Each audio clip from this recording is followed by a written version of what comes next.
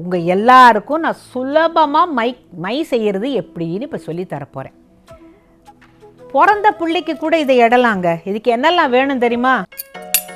ஒரு முள்ளு கரண்டி, ஒரு பெரிய கரண்டி, ஒரு விளக்கு, பாதாம் பருப்பு.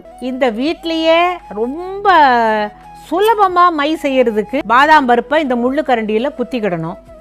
இந்த கரண்டியை சொன்னேன் இல்லையா, இதையும் வச்சுக்கிடணும். இப்போ இந்த நெய் தீபத்தில் இந்த பாதாம் பருப்பை நம்ம பற்ற வைக்கணும். அது எப்படி எரியும்னு கேட்குறீங்களா? இது உள்ளுக்குள்ளே எண்ணெய் இருக்குது. அதனால் அதில் எண்ணெய் இருக்கிறதுனால நல்லா பற்றிக்கும். பற்றிக்கிட்டு இப்போ புகை வரும் பாருங்க.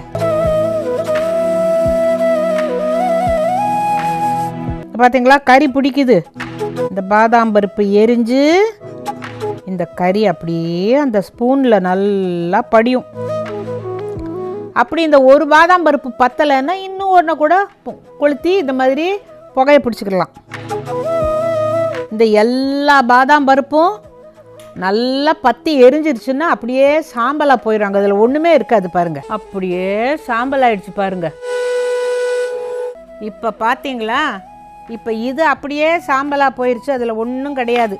இப்போ இந்த கரண்டியில் பிடிச்சிருக்குல்ல, அதில் இந்த விளக்கில் இருக்கிற ஒரு சொட்டு நெய், அம்பிடுத்தேன் இந்த இம்பிட்டோண்டு ஒரு சொட்டு நெய்யை வச்சு குழைச்சி பிள்ளைங்களுக்கு இடலாம். ஒரு நல்ல சுத்தமான ஒரு குச்சியை வச்சு இந்த பொடியெல்லாம் நடுவில் தள்ளிக்கிட்டு அதில் நீங்கள் ஒரு சொட்டு நெய் விட்டு, உருகின நெய்யை விட்டுட்டு நல்லா குழைச்சிங்கன்னா சின்ன உருண்டையாக வரும்.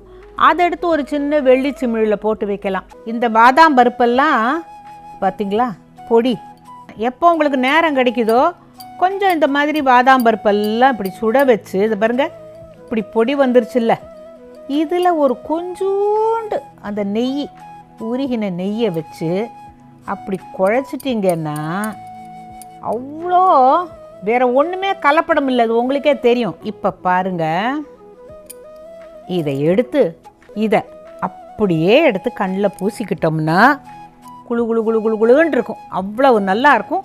பச்சை பிள்ளைக்கு கூட கண்ணுக்கும் இடலாம், கன்னத்தில் ஒரு புள்ளி வைக்கலாம். ஏன்னு கேட்டால், கண்ணுக்கு மை அழகு, கவிதைக்கு பொய் அழகு, அவரைக்கு பூ அழகு, நமக்கு இது அழகு. இந்த மை குளிர்ச்சியாக இருக்கிறது மட்டும் இல்லை, பிள்ளைக்கு திருஷ்டி வராமல் காப்பாற்றும். பாட்டு பாட்டு பாட்டு பாட்டு வைத்தியம் சொல்ல போகிறேன், கேட்டு கேட்டு நீங்கள் நல்லா இருக்க வேணும். பாட்டை கேளு, என் பாட்டை கேளு.